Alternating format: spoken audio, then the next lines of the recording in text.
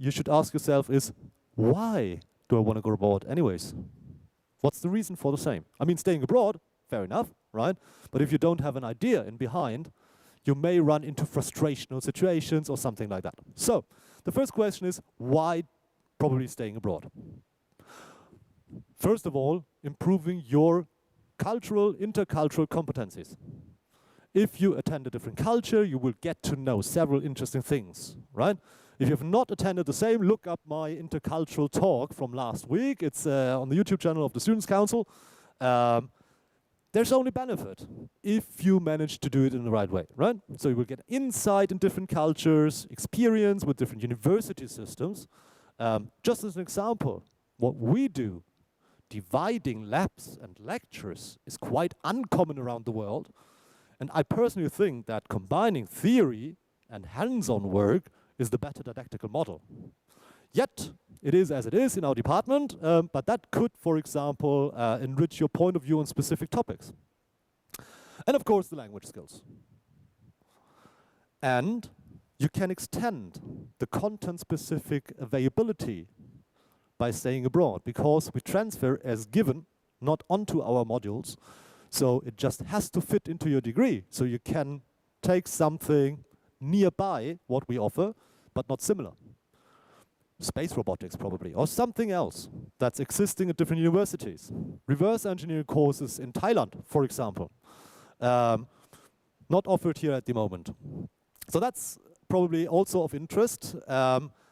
And they deal with the same content in different ways from time to time. So that also extends your point of view on a specific topic. And specifically if you want to go into the academia career or international companies or whatever, it's almost crucial to have some international experience if you apply for a job. All right. So you reflected about the reasons for your personal stay abroad. The next good question might be, what are the possibilities then to reach my set goals, actually? And there are a few options. First of all, of course, the regular exchange programs offered by our department and the university in Europe or worldwide. We currently have roughly 80+ partner universities in around 30 different countries as a department. It's usually possible to stay abroad 1 or 2 semesters. The updated list is now outside of our office and already on the websites. And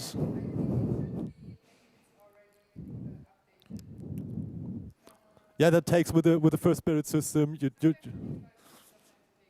Exactly. So you press on update and save, and then at some random point in time, the websites are updated. So you would see the PDF overview then on our computer science websites with the current possibilities, and you will encounter the duration. And if it states 2 semesters, it's probably possible to reduce it to 1 semester. Extending 1 semester possibilities to 2 semesters is almost impossible. Huh. Magic happened. All right. Another interesting information might be that in several countries and partner universities, a lot of courses are given with English of LOI, language of instruction. So even though the country may not be natively English speaking, the course selection may be English, at least mostly. Besides the regular possibilities for stay abroad, short-term stay abroad, 1 or 2 semesters, double degrees are possible. Essentially the same, besides that we talked a bit more about the courses offered and the potential transfer of credits. You will stay abroad usually for 1 or 2 semesters, and then afterwards there's a co-supervised thesis, and at the end you will get 2 degrees from our department, our university, and the partner university. We're currently still in progress to renew double degrees, so some are existing, some already signed, and.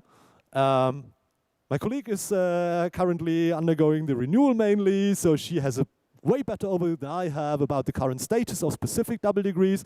If you're interested, definitely ask us later on, right? That is definitely a chance to enhance your job opportunities in the job market, specifically in countries where they really go for their own degrees.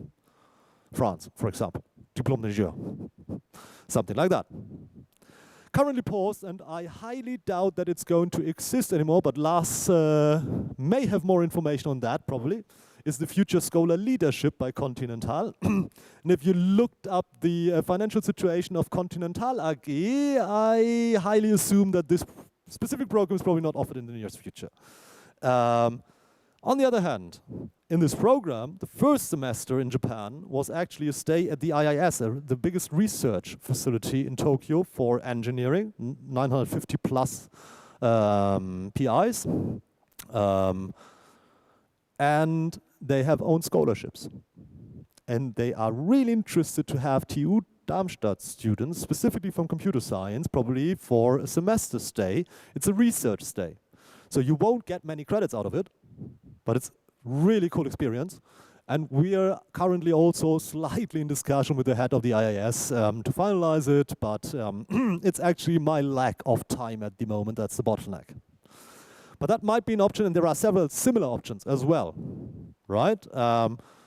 That's somewhat a self-organized stay abroad with an emphasis on research interns. You can as well apply with all Hessian students to specific programs, the Hessian programs, Wisconsin, Massachusetts, and Queensland, Australia, because a lot of students drop by the first time, specifically in the bachelor's, I want to go abroad into an English-speaking country. Well, current possibilities from our department for our students in England, in Scotland, in Ireland, in Australia, in New Zealand, One English-speaking possibility in Canada, a bit more in the US, and that's essentially it.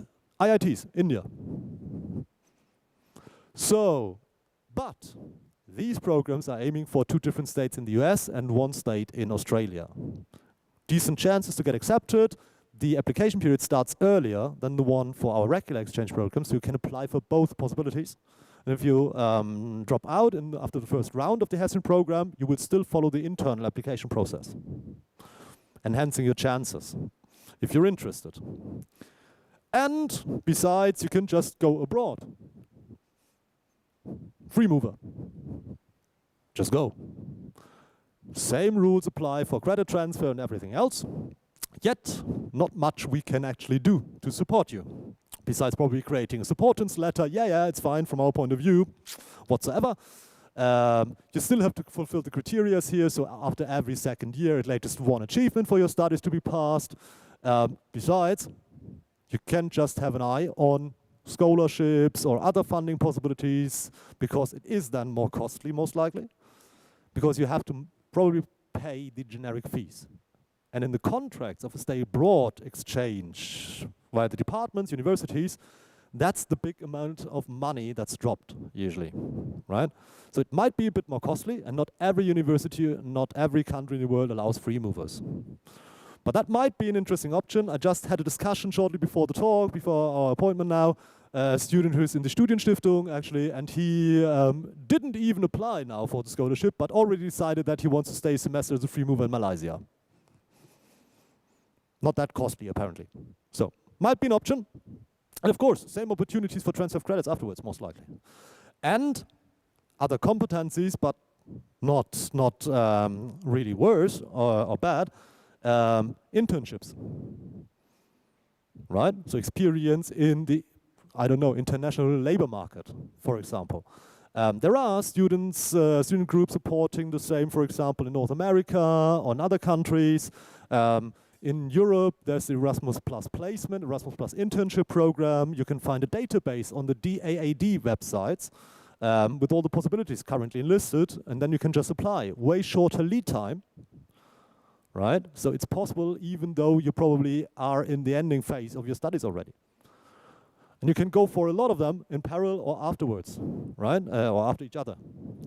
So those are some, not exclusively all, but some of the, let's say, most often used possibilities. There may be others as well.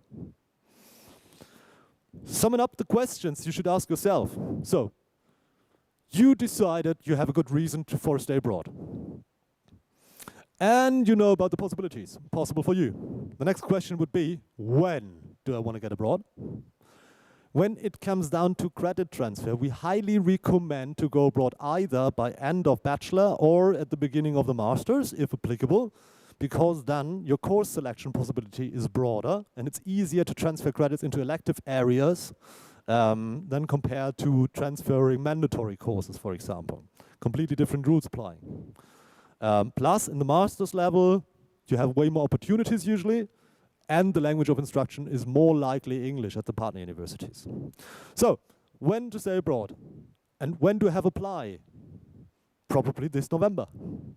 Because the next application period for all possibilities ends by end of November.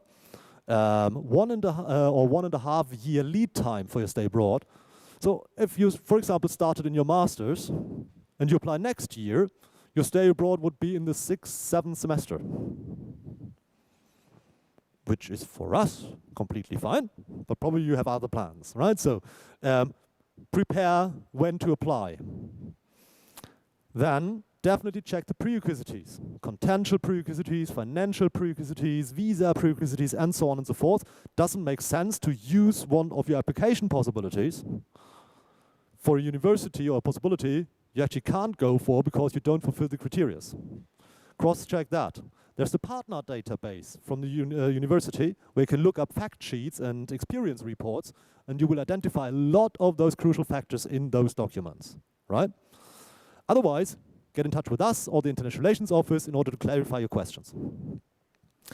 How can I fund my stay abroad? What's the financial opportunity here, right? Erasmus Plus grants. Probably if you apply for and get it secured for overseas, promos, but it's a competitive system. Stiftungen and so on. There are several possibilities. In the worst case, you have to cross-check whether you can actually finance your stay abroad on your own. Because we don't have much money. So I personally, yes, but not the university. Okay, anyways, and which language courses and certificates are probably required? For example, North America, usually IELTS or TOEFL, because they have agreements with the companies offering these language tests and certificates. It's all about where's the money, right? In other countries, but on the other hand, one partner university in the US accepts Duolingo. Yeah, I was laughing myself, and then I looked it up, and Duolingo is actually also offering official certificates in test centers, and they take almost exactly the amount of money. So it's just a payment system by Duolingo, and your Duolingo app is most likely just a teaser to get you into the certificate structure. Alrighty, right. So you answered all the questions most likely in advance. What's the next step? Applying in the next application period for all possibilities. Overseas and Erasmus Plus. The deadline is end of November. And then there happens a bit of magic. We're doing a ranking, spreading the possibilities according to your wishes and the ranking and so on. If you can't get accepted for one of your 5 possibilities, you can select for the regular exchange. We will get back to you before the winter break with all the not provided possibilities, and then there's an ad hoc first come, first serve change system in our department. We have to deliver our selection by January 15th to the International Relations Office. They are checking some formal conditions, at some point getting back to you, sending out emails with the declaration of acceptance, Annahmeerklärung. You have to send that back in no time usually. Then at some other point in time, you will be nominated from the university at the partner university. Then you will receive at some point in time more information from them. You have to apply there. If you get accepted by the partner university, you secured the possibility. And afterwards, we're talking about course selection, accommodation, whatever, right? That's one of the explanations for this very long lead time, actually. As I said, future leader scholarships skipped at the moment anyways, and the Hessen programs, as far as I know, start by mid of October. Lars? Herr Bergmeier? Hessen-Programme Mitte Oktober gehen die los, ne? Oder die Bewerbung? Die Hessen-Programme gehen Mitte Oktober jetzt los. Hessen-Programme. Okay, so mid of October now, somewhat. Okay, depending on the country you want to go for, different application periods, but I think at least 1 or 2 of them should have started now or in the next few days. So you could apply for the Hessen programs. and in November still till end of November for the regular other exchange programs offered by the university department. As already stated at the beginning, we have the updated printed out options outside of our office. So the next time you attend one of my consultation hours and have to wait like 4 or 5 hours or something, you can just cross-check the very small written information outside of our office, or use the QR code and look up the PDF. And what's required for the application? Well, first of all, you have to use a tool from the International Relations Office for the same, move on. If you finalize everything, there should be a PDF generated automatically from the system that we can download. You need to upload every transcript of records for achievements not conducted at TU Darmstadt, because we don't have access to the same. Every achievement conducted at TU Darmstadt we can look up in the backend of Tucan. No need to submit that. If you only conducted courses or achievements at TU Darmstadt, upload an empty sheet of paper. Solution-oriented department. Bachelor's, master's, whatever you have. The next thing we definitely need is a tabular CV. Not really playing a role for the ranking, but of course it makes sense to create one because you have to most likely upload one for the application at the partner university anyways. Plus, if you have additional information that might influence our main factors for our ranking, credits per time, so your speed of studies, and grades, like taking care of relatives, part-time studies, handicap,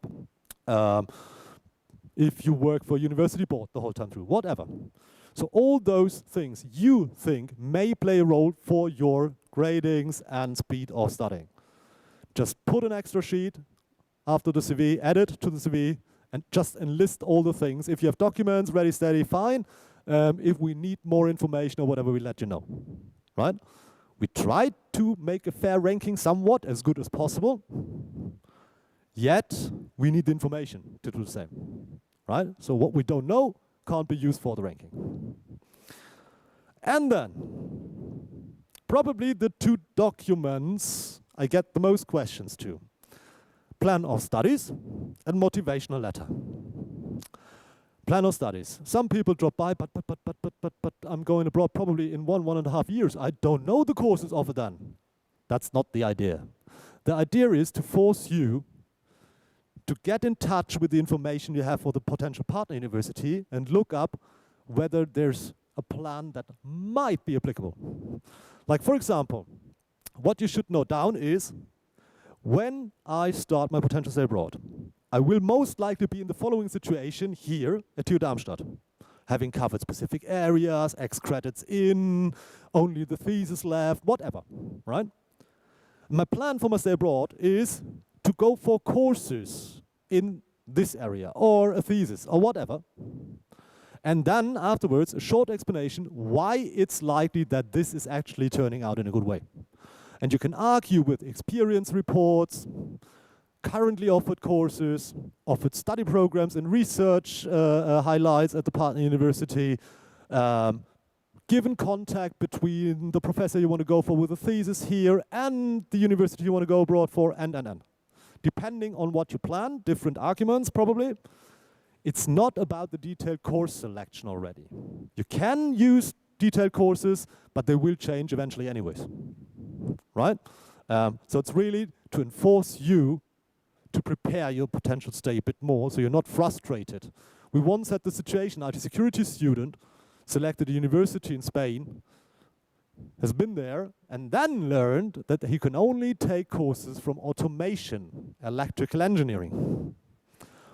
Contentially, he was a bit frustrated. It was still a nice date though, but it extended his studies by 1 semester. No credits to be transferred or whatsoever. And that's something we definitely want to hinder. So therefore, prepare the plans of studies so you have a basic idea what's going to happen probably and why it's most likely working out. Motivational letter. Once in the last, I don't know how many years, someone wrote down why we should be motivated to send him abroad. No. Really no. Why am I motivated for a stay abroad? One paragraph. Next paragraph.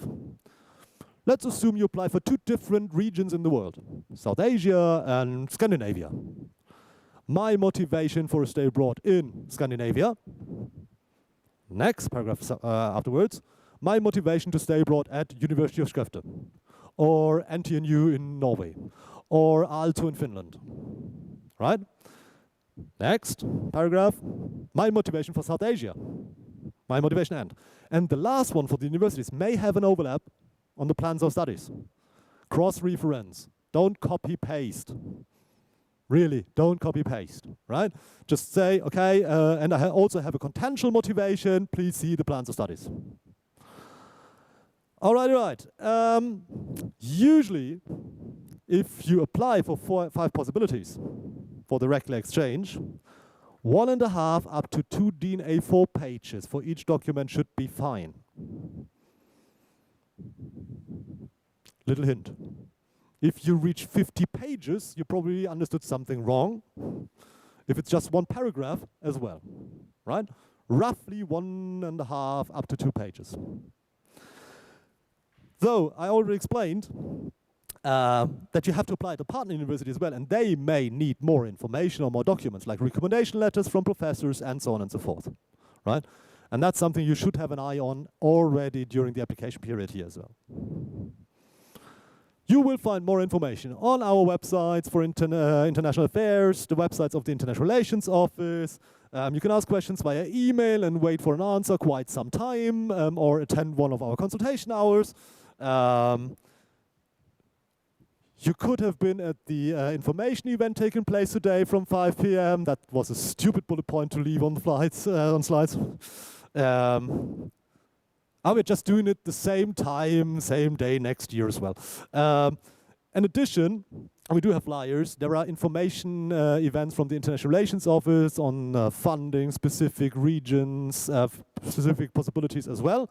So always keep yourself updated by looking up all the websites on regular basis, staying in touch with mailing lists, reading the flyers outside of our office or provided later, and whatsoever. That was a talk on staying abroad in a nutshell, let's say. Way more detailed things to discuss probably. And that's the reason why we now switch to a more free situation where we are heading outside and you can all ask us your questions and we hopefully are able to answer them. No promises made, right? Thanks for the attention. See you outside.